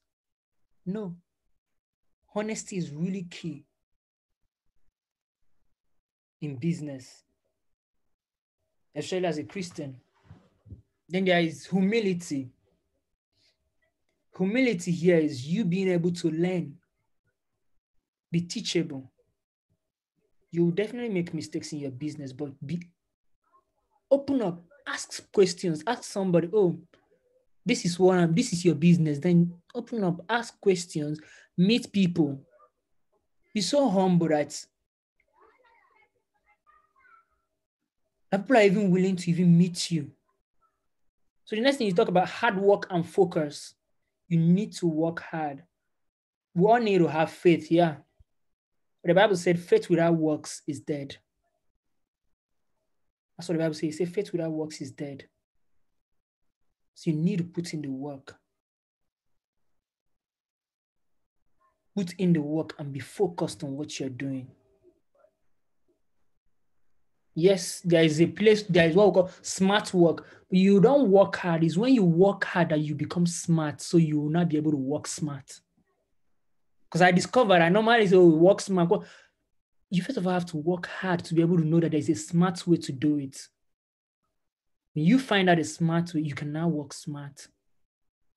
But you still need hard work because it pays. Plan and be flexible with your plan. plan so much, and you can plan. I tell a friend that I plan like a thief sometimes, whereby I have my plan A up to the extent I have up to plan F with different things. I plan and keep planning in different ways, because my mind is something can happen, something can fall off. So I will start. Sometimes it's not something good, in as much as it's not something good, but it's advisable to plan. At least plan. You have your plan A and your plan B. Plan. But advisable also, don't be married to your plan. Don't be married to your plan. Be flexible. Don't be too rigid. Sometimes you need to adjust when the plan. I heard Walter Whitton saying something, he had a plan. He has his to-do list and everything. I write down my things. I know that, okay, this is what I'm going to do. Sometimes something might happen. Look at the pandemic that happened. It can slow your plan. That makes you what? You adjust when necessary. But you must have a plan. You must have a plan. And get organized. You want to do business, get organized. Get organized. Yes, you say, oh, I will get organized later, I'll get organized. Oh, you get organized with this, you get organized. It starts with little things. Organizing your clothes, your books, it starts with little. That's what called habit. Habit is from your everyday life, what you do everyday life. You will take it into what you do, even in your business. I said, somebody came to me and he was like, why do you fold everything once? I say, yes, because that's the way I like. I get irritated when it is scattered. When things are scattered, I just get irritated. Because I try to organize these things, pack my clothes, let it be folded this way. I know how it is. When I live there and it's not that way, I get irritated. Now I'm kind of cooling that, okay, even if I'm so irritated, I'm like, okay, let me pack it again back. Because I know how it is. Because you need to get organized. Because if you're organized, you can do more. You'll have time and you'll have the energy to do more. But if everything is scattered, you will spend time, you will lose your energy on doing nothing. You end up being less productive. When you're organized with your plan, everything well outlined, then you can do more. You'll be more productive in your business. The next one, analyze your competition. Yes, we'll say we're all partners, mostly not competition. When I mean analyze your competition is like, don't be afraid to get advice from your competition. Maybe they're not your competitions. Somebody that is doing the exact thing you're doing. Don't be afraid to go to them. Don't feel shy. Don't be too proud. Go to them. You will learn one or two things. I said somebody that I always get a lesson from everyone, no matter what, how small or how big or how old or what you are to me. Make sure you learn. You just open your mind to always learn every moment from your competition. So make sure you learn. Next thing, be creative. We're in this pandemic, you can be very creative. Some things you'll be creative with what you have to do. Devise another means, okay, whereby, this thing I can do this way to make sure your business is moving. Then provide value. Provide value. People don't buy products and goods, they buy value. What they value more is what they will buy. Be consistent and be consistent with it. Consistency, people love. Inconsistency, people detest. Next slide, please. I've already been warned I have less time. So next slide, please. Okay, this is, for me personally, this is what I call my 10 commandments of money before I go. But before that, please, the next slide. I'll come back to this one. The next slide, please. Yes.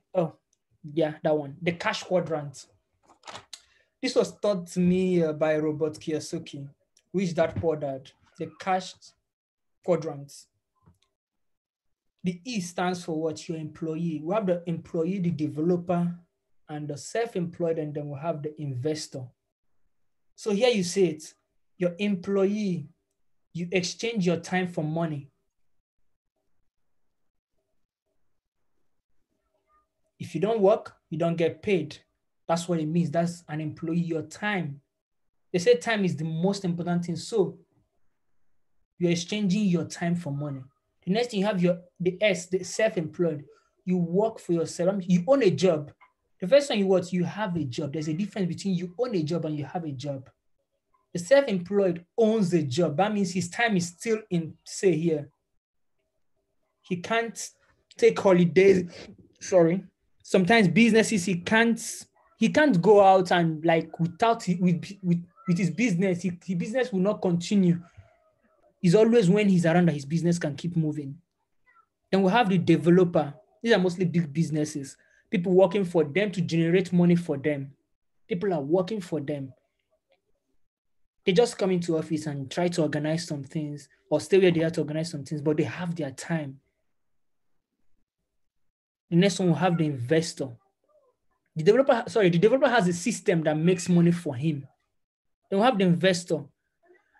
Money works for them, the investors. They are investing in different things. They've worked for their money, then the next thing they start doing now is investing in different things so that money works for them.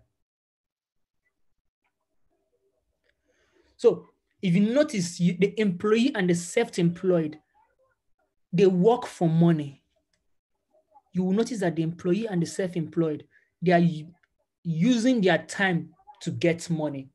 A wise man once said, he said something, he said, time is the most precious thing. So make sure you have enough of it. Try to make sure that, instead of using your time to make money, make sure that your money works for you. Get to the extent where your money is working for you so that you have enough time to be with your family, your friends, and to also do other things. So those ones, you see that they are active, always active. And the next one, money working for you, means what? They are passive. Then let's go back to, I call it my 10 commandments of money. Sorry, the slide before this. Sorry, I'm taking it. So, thou shalt understand, the first one, thou shalt understand, God does not give money. Deuteronomy 8:18, if I remember, it says that he will give you ideas to make wealth. He didn't say he will give you money. Remember that finances will never flow to a lazy man. It's in Proverbs chapter 10, verse 4. He said, a little folding of the arms, a little sleep comes poverty. You need to work. And the third one, he said, honor your relationship because you will not go further than them. How do I mean by that? You have relationships. Some people you think you just make, they have a role in your life. Honor those relationships, especially those, your business relationship or what. Honor them because sometimes it is somebody like Jibu who always say, somebody that knows someone, that knows another person. 4 people before you, they are the ones that will help you to do what you have this idea, but you need those people to help you bring the idea to fruitfulness. Thou shalt have a mentor. They always say, someone that has gone before you. Look for someone that has done what you're doing in that field. Even if it's not in that field or anything, look for someone that has done what you're. They will teach you. Learn from other people's mistakes. Don't wait for it to happen to you. So that's what a mentor helps you. A mentor helps you go forward while you're still where you are, but your mentor helps you see forward while you're still there. Makes you see better. That must have value to offer. That's like I said, value. People buy a value, not your product. They buy value. What they value. What they have value for their money. That's what they buy. The value for their money. That's what they go for. Know that money is a reward. Money is not just something it's a reward for your hard work. It's a reward for your smart work. It's a reward for what you've done. If when you get in your mind that money is a reward, not just one, is a reward. That must understand, that's the seed principle. Whatever you sow, you shall reap. Learn to sow. Sowing. That will put both the 7th and the 8th. That shall give. He said giving, you give and you receive. Not just your gifts. More anything you can give. I like the principle of what? Giving. That's why you see some people say, most of these people open the charity organizations, but when you give, the Bible remains what the Bible is. That's why if they give, as they give, they get. Make sure you giving. Don't give because you want to get, but like giving helps you. It's a good principle. It's something that you should imbibe in learning to give. Don't be stingy. Don't hold. He that holds. If you look at it, I wrote in my book, Snap Out of Mental Inertia, there's a picture I showed whereby the hand is on top of the other. The person giving, his hand is open, giving. He's getting more. But he that is receiving, his hand is closed. You notice that nothing is entering the hand because he can't bring it out. He can't open it. When he opens it to give out, then somebody can actually put something into it. So the next is to become wealthy, you need multiple streams of income. Your job will not make you a millionaire. Get that straight. Your job, unless you have, there are people that earn millions, but they've worked time to get there to earn millions from their jobs. Google CEOs and all those stuff. But for most of us, job, multiple streams of income is what can skyrocket you fast. 1, 2, 3 different streams of income. Don't depend on one. If you depend on just your salary, you are one step away from poverty. One day the job will go. And invest. Cultivate the habit of investing. Cultivate that habit of when you saving to invest. As the last one, cultivate the habit of saving to invest. Find it interesting to invest into something. Take the risk. Like Benghazi says, take the risk. If you fail, I wouldn't even say if you fail because I don't believe it like, okay, it's failure. If you win, you get it. If you don't win, you learn from it and do it again and do another one and do something better. Always remember, life remains nothing without taking risk. When you take the risk and see what it is like. So, thank you so much for listening and thank you for this opportunity. I'm really grateful for this opportunity. And if you have any question, like I said, there will be a Q&A. And even if you want to even ask more or want to get to know more, I think they will provide something for that where you can actually send maybe an email or even numbers or anything. So yes. I'm really honored to be able to share this with each and every one of us. Thank you. Thank you. Hallelujah. Come on, guys. Can we put our hands together for Brother Shedrack? Thank you. Thank you, Brother Shedrack. Thank you so much. Shedi. Thank you for taking the time out to, talk to us, to educate us today on health, on finance, business. I'd like to point out some of the things that you said that, that really stood out to me. So you started off with finance, you defined finance, and, you mentioned how finance is basically funding, and you mentioned the types of finance, such as personal finance, corporate finance, public finance, and the likes. And you mentioned financial health. I think that's so interesting, the fact that, it's possible to be financially healthy and also financially unhealthy. And, ways to, make sure we are healthy financially is by clearing debts and saving and investing and always recognizing our needs over our wants. You mentioned a lot more points, but those are just some of the major ones that you mentioned. Also, he talked about the sources of income, how we have earned income, profit income, interest income, royalty incomes, and the likes. Like we said, guys, he's someone very seasoned. He's someone who, is very knowledgeable about business, about finance. And then when he spoke about business as well, and how we need to have a plan to build a business. He also mentioned the SWOT, the SWOT technique, SWOT, that's knowing your strength, knowing your weaknesses, finding out your opportunities, and also recognizing threats. He spoke about the SBC, the Success Business Codes. You spoke about the 10 Commandments, just so much information, so much helpful stuff. So once again, thank you very much, Mr. Shedrack. God bless you, sir. All right, praise the Lord, everyone. Can I hear our voices? Let me know I'm not alone here. Praise the Lord. Hallelujah. Hallelujah. Have we been blessed today, guys? Yes, sir. All right, that's right. I know I've definitely been blessed. I've learned so much today. I have so many notes. so much to go off of here. So we're about to get into the question and answer session. Okay, some of you have already sent in some questions. Please, let's do well to mute our mics. Thank you very much. Some people have sent in their questions. So we'll just go straight into it. Dr. Wilson, we have a question here for you. Dr. Wilson, are you there? Yeah. All right. So someone asked, how do you study for 9 hours straight? They asked, so they asked, what do you do to make it fun? How do you just study for that long? Yeah. Okay. So I think there is a certain method to studying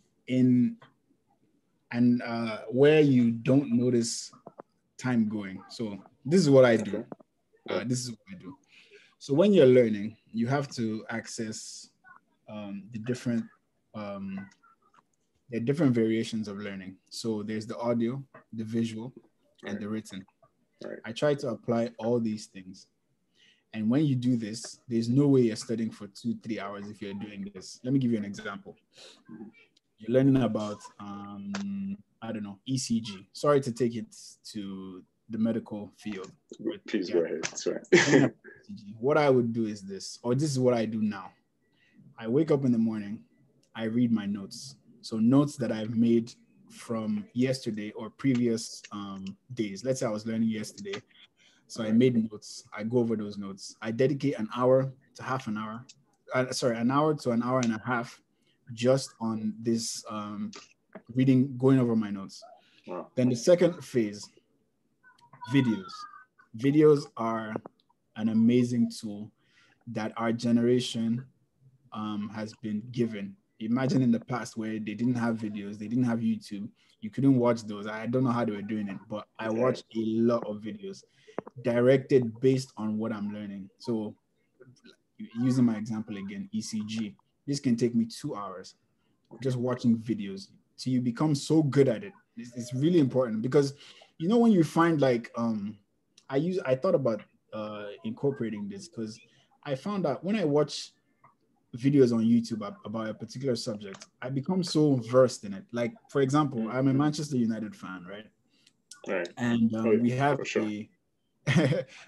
a YouTube channel for fans, and I watch when we play a game, after the game, before a game, the build up to a game, when now in transfer season, all that stuff. I watch it, and I find out that wow, I'm learning so much about Manchester United just watching people talk. You don't know how much information is deposited into your brain just watching. Yes. I apply the same thing for medicine. It's about the heart. Like, I remember there was a time, I was in 4th, 5th year. I didn't understand something as simple as the heart circulation or peripheral circulation, venous system circulation. These are basic things that you should know. I couldn't tell you, but now after watching videos on it, like maybe for like a good 10 hours, I dedicated 10 hours on just that thing, watching videos about this thing. I became so good at it. Now I can draw it for you. Draw it anything I want. So that's the visual. Then the last part, which is the most important part, questions. You have to find a question bank. So I know it'll be difficult to apply this studying method to, I don't know if you, actually, yeah, you can. You will be able to, if you're like, for example, you wanted to learn how to bake or something like that. Yeah. It's all about finding different methods of learning. So applying those different methods, writing. So we're getting to writing. So first of all, reading, then watching, then cognition. So this is the questions. I do questions. Now, this is how I do questions. So because a lot of people, you just do questions, you look at it, I failed this one, this is why I failed it. No. That's not how you do questions. You say a certain amount. So I do about 40 to 50 questions a day. I do 50 questions.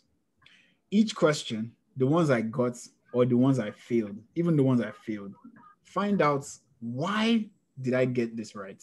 Why is it not this? Why is this not the answer? Like those other options. Or why did I fail this? Why is this wrong? And why is this right? And you find when you spend all this time, trust me, you spend like 4 to 5 hours on 40 questions.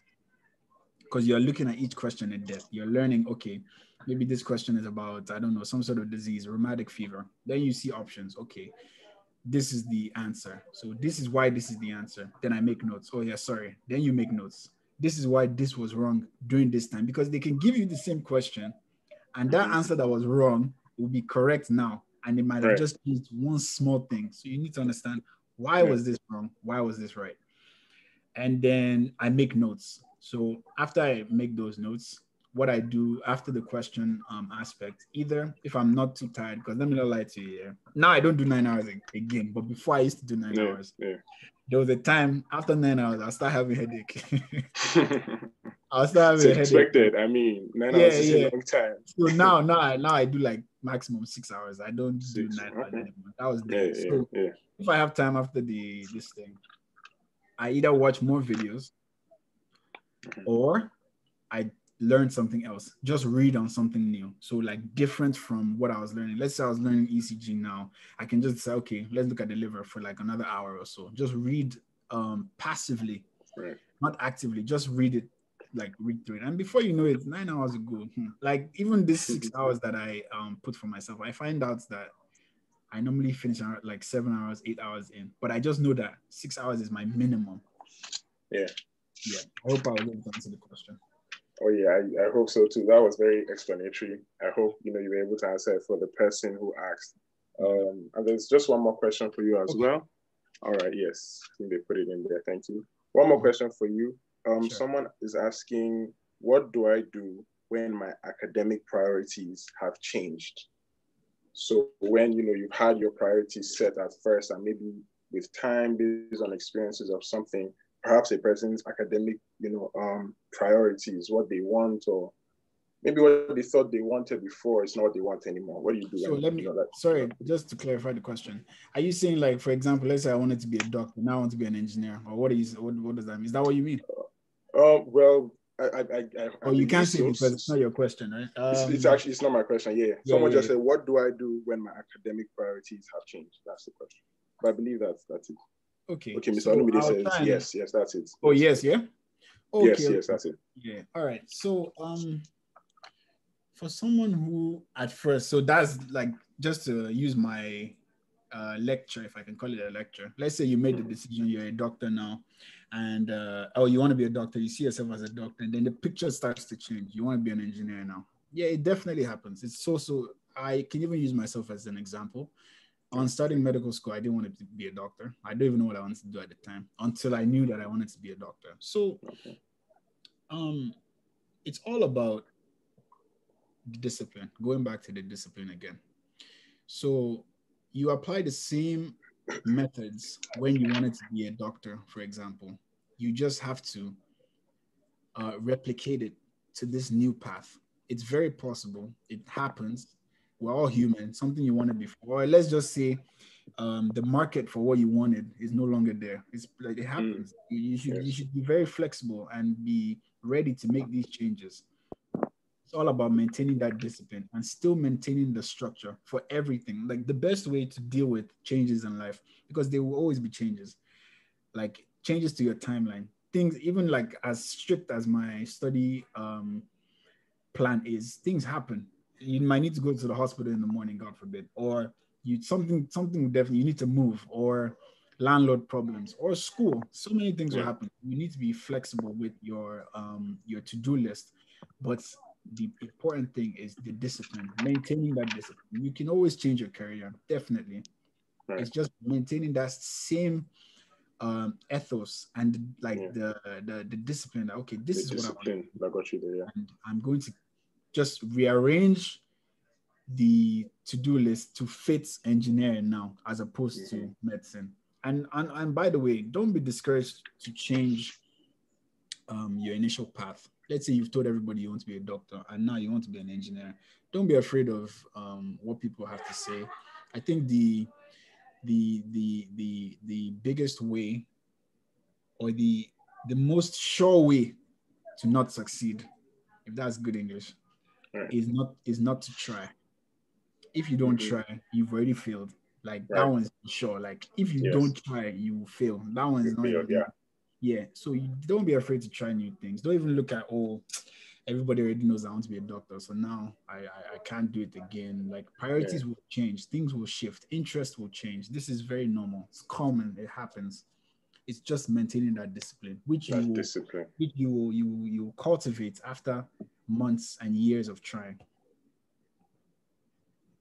All right. Very helpful. So I think the main thing you emphasize is just that discipline, just even if what you want changes, just be able to still stick with it, go through with it, and be disciplined. Exactly. Yeah. I hope that answered the person's question.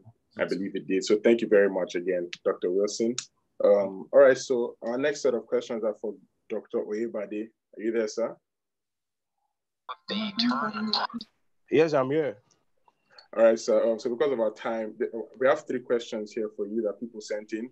So I'll just ask them together so you can just, however you would like to go about them, and if you would like, I'll go over them again. So these are the questions that they have for you. I like this one. Someone says, is growing a pot belly detrimental to my health as a man? That's the first one. The second one is, at what age should I stop eating junk? Should I stop eating junk food? And lastly, they ask, as a small statured person rather, who walks about 8,000 to 10,000 steps a day, what exactly does this walking do for me?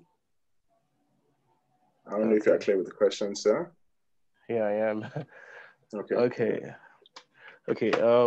Thank you once again. Yes, sir. I would say that growing a belly. Why do you want to grow a belly? That was the first question. Why do you want to grow a belly? No, I mean, I think they're asking if you do have one. Maybe you didn't want to grow, but you eventually grow it uncontrollably. Is it detrimental, to your health as a man? Okay. Growing a belly does not befit a man. It does not befit anybody. So then let me just say a man. It does not befit anybody. Mm-hmm. And if you already have the big stomach already, which we call belly, if you already have big stomach, that means that you really need to look at what are the things that you're doing wrong. The truth is that the stomach that you have, even though you have a family history of you guys being big in your family, but that's not an option for you to now say that, okay, I just want to be negligent and now say that you don't want to do anything about it. So the first thing that I would say for someone that have a big belly is 3 things. 1, discipline. I'll start with discipline. Discipline means that you discipline yourself for the next 2 things that I'll mention. 2, diet. So you discipline yourself with diet. And also you keep a check on your exercise. So with this, it helps a lot. Then also it would be advisable for anybody with that should go to the hospital for checkup. Most times things happen in our body without us knowing. It is when it's already getting like a little bit clumsy. That's when it gives symptoms. Symptoms will now tell us that, okay, something is wrong with me. Absolutely. So you start with discipline, get a diet plan. You can't get a diet plan online. You can get a diet plan with a professional, an expert that would tailor your own type of diet plan and the diet plan has to be it has to be able to cut across your own pocket.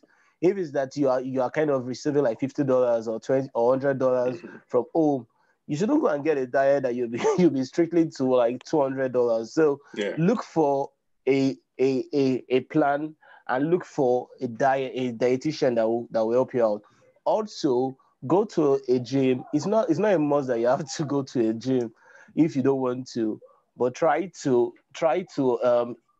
do some things. I tell people that even though I'm a doctor in Nigeria and the stress is crazy, I still work out. People still be like, man, how is it possible? But the truth is that when you put your priority right, you'll notice that there are times to do a lot of things. It is when your priorities are wrong, that's when you will know that, okay, there's no time. So most times I work out late at night, maybe around 9 o'clock most times, or sometimes I work out after work, maybe around 8 or 7. So you could do that to yourself. You can jog now that everybody can jog now. Look for somewhere you can jog to. Jog like two ounces, the next day 3 ounces, the next day 4. The next time you'll be able to jog a longer distance. So start with a decision, then start with all that. Then at what age do you stop jogs? Okay, it's just like you just saying that. At what age do you stop breathing? The thing, the truth is that everybody do eat junks in different forms, but we just classify it as junks. You can be eating too much. Too much for me is still like junks. Too much than what you need. Everybody needs some calories in their body, but when you're taking too much more than the calorie that you need, that's junk to me.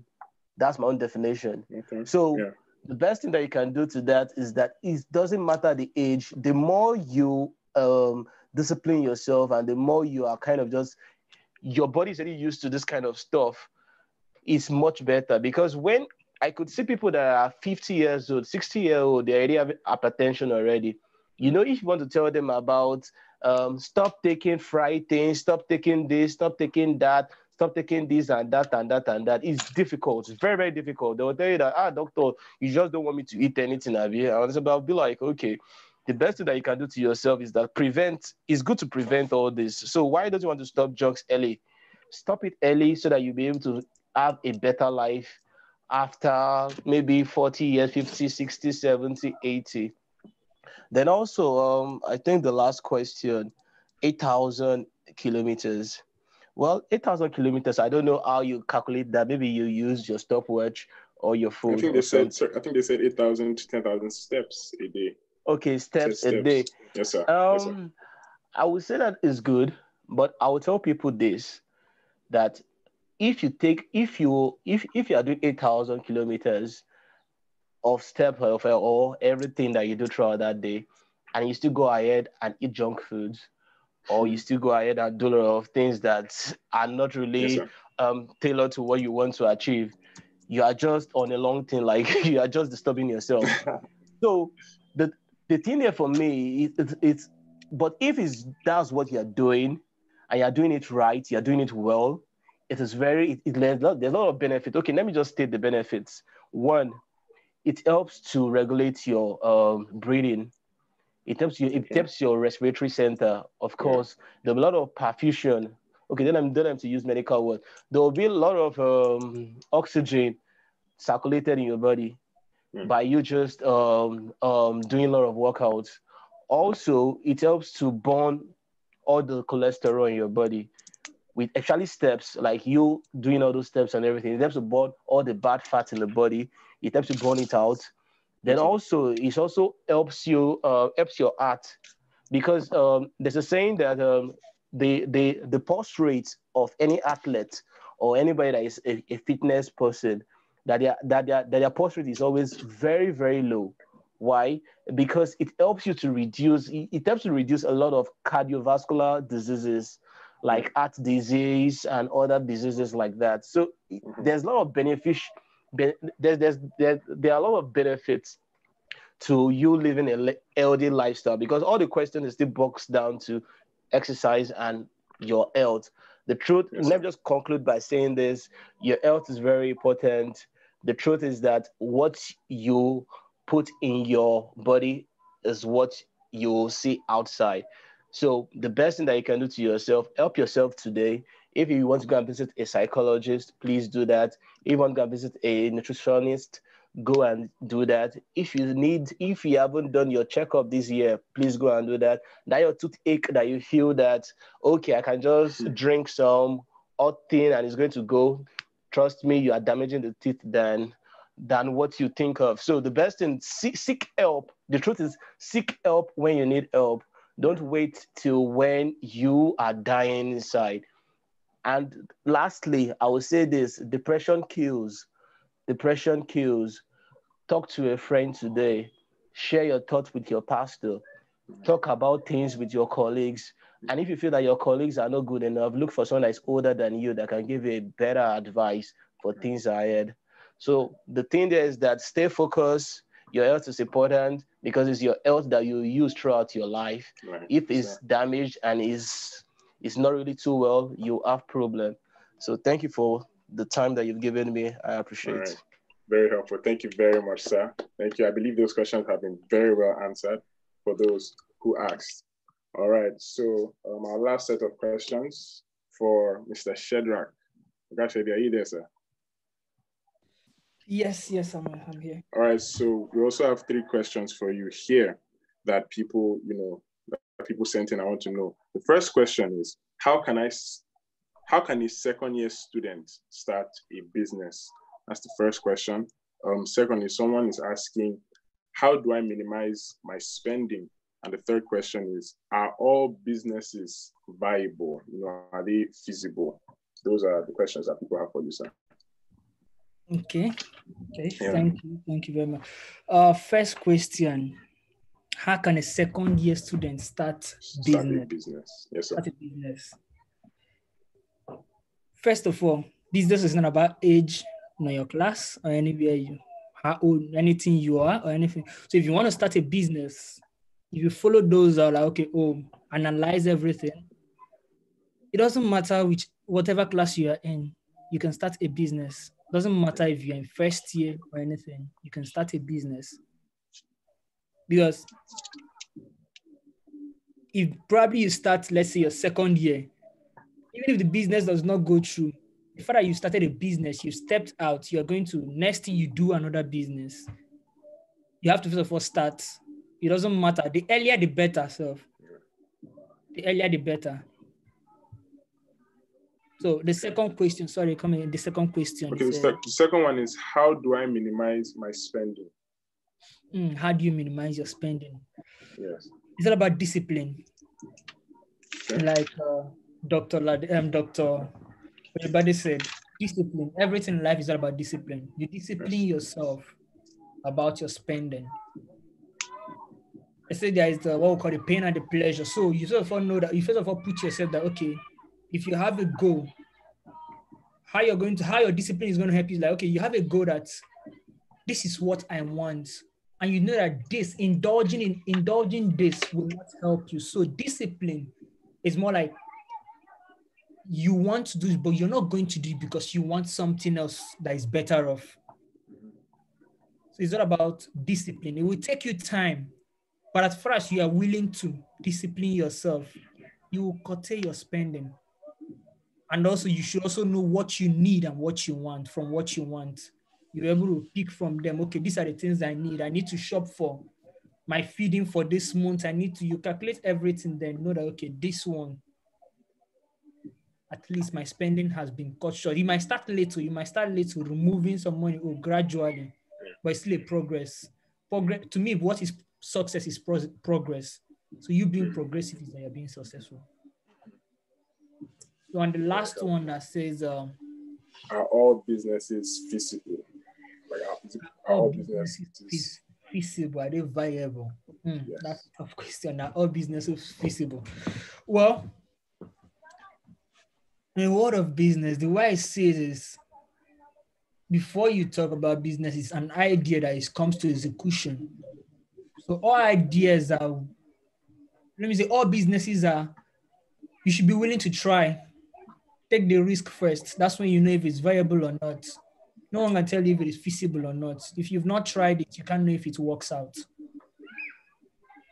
It's when you try that you know if it works out or not. So you need to first of all try it. And when you try it, like being consistent and being persistent that, okay, this is what you're sure what you want. It will work for you. The business will be viable and can be viable. Just depends on you. So I hope I'm able to answer the questions. I believe so. I believe you've answered those questions very well. I thank you very much, Mr. Shedrack. Thank you once again very much to all our speakers, Dr. Wilson, Dr. Oyebade, Mr. Shedrack. Thank you all once again so much for your time. Come on, guys, wherever we are, can we just another round of applause for our speakers here today? Come on, brothers, let's honor them. Let's honor them for their time, for all that they've, spoken here today. Thank you all very much. All right, so we are gradually coming to the end of day one of our men's convention. Like I said earlier, I'm the pilot for this flight. So, the flight is gradually about to land. So right about now, we just have a few announcements. We just have a few announcements. All right, so we meet again tomorrow at 5 p.m. So today was day 1 of the men's convention. Tomorrow is day 2. We meet right back here on Zoom, live on YouTube, live on Facebook at 5 p.m. for day 2, where we'll be having some more seasoned, amazing speakers coming to bless us, coming to just help us. So I hope to see you all here tomorrow again at 5 p.m. Also, RCCG Victory Arena, we have our Sunday service by 10 a.m. on Sunday. And also we will be having our football match also on Sunday, which is next tomorrow, so that's going to be at 3 p.m. at, oh Lord, help me say this right, okay? So this is, the address, it's Selinogradskaya 54. The address is in the men's group chat, okay? If I didn't say that right, but it's there. So we're having our football match there. I hope to see us all there. We'll exercise, we'll have fun. It's, it's going to be the 3rd and final day of the men's hangout. So it's on Sunday by 3. And also the Food and Sundry Bank, the RCCG Victory Arena Food and Sundry Bank is still running, still available. So please, if you need, any provision, if you need to collect something from us, or if you would like to donate as well, you can contact me personally, and I will get you in contact with, I don't know if Sister Ora is here or not, but you can just contact me. I'll get you in contact with who you will need to speak with. So we have come to the end of day 1 of the program. So I'm going to be handing it over at this point to none other than our very own Bro Olumide. Over to you, sir. Thank you very much. Thank you very much. Thank you. Yes, sir. Thank you, sir. Good evening, everybody. Good evening. I really want to appreciate us. I really want to appreciate you for staying this long. I know we really went well and overboard, but it is for our own benefit. And I would also like to thank Dr. Han, Sister Ray, for showing up. Thank you very much. God bless you. God will always continue to honor you. Thank you very much. And I also want to thank our sisters. I saw Sister Lillian, I saw Sister Ngozi, I saw Sister Manye, I saw Sister Linda. Thank you very much, guys. And everybody I didn't mention, thank you very much. And yes, I also want to thank our speakers, Dr. Wilson, Ibade, Roshidrak. Thank you very much. God bless you. And I also want to thank the PSF of Europe. I saw them came in. I don't know if they're still around. Thank you very much. And our people from Belarus. Thank you very much. God bless you. And tomorrow is another day by 5 p.m. We'll be here by 5 p.m. 5 p.m. And I promise it's going to be an awesome time. So please, let's share out the link. Still the same meeting ID. That is what we'll use. Share it out to your friends. Share it out to everybody. You can watch on YouTube. You can watch on Facebook. And I know God will always give you answers to your prayer in Jesus' name. Now, please, can we just bow down our heads and let's just thank God for today. Let's thank Him for the speakers that God has used for us today. Let's give Him praise. Let's pray that God will keep replenishing them. They've drawn out to us. They've given to us, that God will replenish them and God will help them. Let's thank God for ourselves so that we listen, that we thank God. I know we've all gained something, 1 or 2 things. Thank you, Jesus. Thank you. For in Jesus' mighty name we have prayed. Amen. Our Heavenly Father and gracious God, we thank you, we give you glory. Thank you for today. Thank you for today. Thank you. Sessions we had, we thank you because we know somebody has been blessed. We know because we know you have done something beautiful. Amen. Because that spoke to them. Thank you because we know this. We know that whatever they have said today, we planted in your people's heart and you have made it work in their mind. So we now ourselves together as we go to a different organizations, goes back to whatever way you don't people see Lord in the mighty name. Amen. Amen.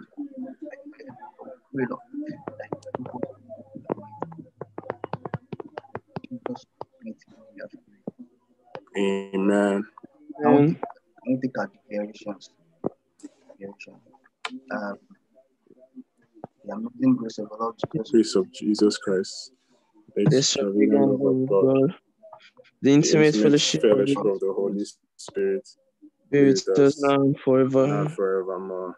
Amen.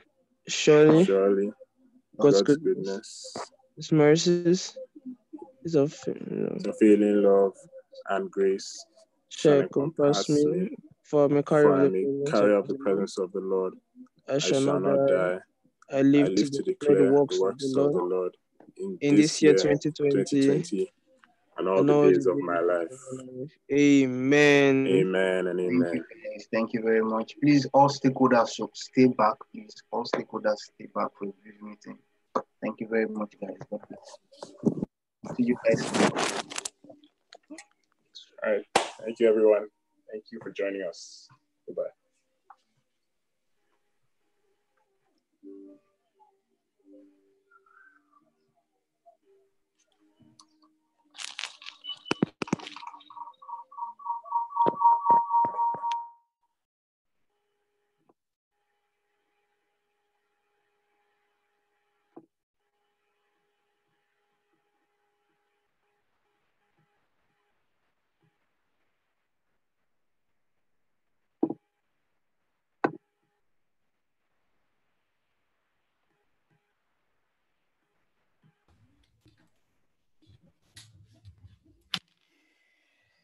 Good evening, guys.